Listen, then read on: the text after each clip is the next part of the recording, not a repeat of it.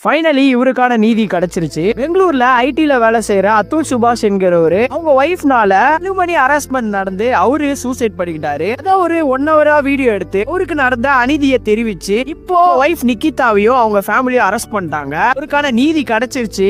அவரு சூசைட் பண்ணனால தான் இந்த நீதியே கிடைச்சிருக்கு. இதுவே ஒரு பெண்ணுக்கு நடந்திருந்தா நிறைய பேர் பேசியிருப்பாங்க, நிறைய ஃபெமினிஸ்டுங்க பேசியிருப்பாங்க, நிறைய ஆக்டர்ஸுங்களா பேசியிருப்பாங்க. ஒரு ஆணுக்கு இது மாதிரி நிறைய விஷயங்கள் நடக்குது, அதை பத்தி யாருமே பேசுறது இல்ல. இப்ப இவங்களை அரெஸ்ட் பண்ணிட்டாங்க, இருந்தாலும் இவங்க ரிலீஸ் ஆயிடுவாங்க. ஏன்னா நம்ம நாட்டுடைய சட்டம் பத்தி தான் உங்களுக்கு தெரியும்ல. நாங்களும் மனுஷன் தானடா, எங்களுக்கும் கஷ்டம்லாம் இருக்கும், எங்களையும் கொஞ்சம் மனுஷங்களா மதிங்களா. நாங்க ஒண்ணும் கல்லு கிடையாது. பெரிய ஆண்கள் அவங்களுடைய சோகத்தை யார்கிட்டயும் ஷேர் கூட பண்ண மாட்டாங்க. இதெல்லாம் எங்க கவர்மெண்ட்டுக்கு தெரிய போகுது. இதை பத்தி என்ன நினைக்கிறீங்கன்னு சொல்லிட்டு உங்களுடைய கமெண்ட்ஸை கமெண்ட்ல சொல்லுங்க. பெண் எவ்வளவு கேவலமான பிறவிங்க இல்ல நம்ம.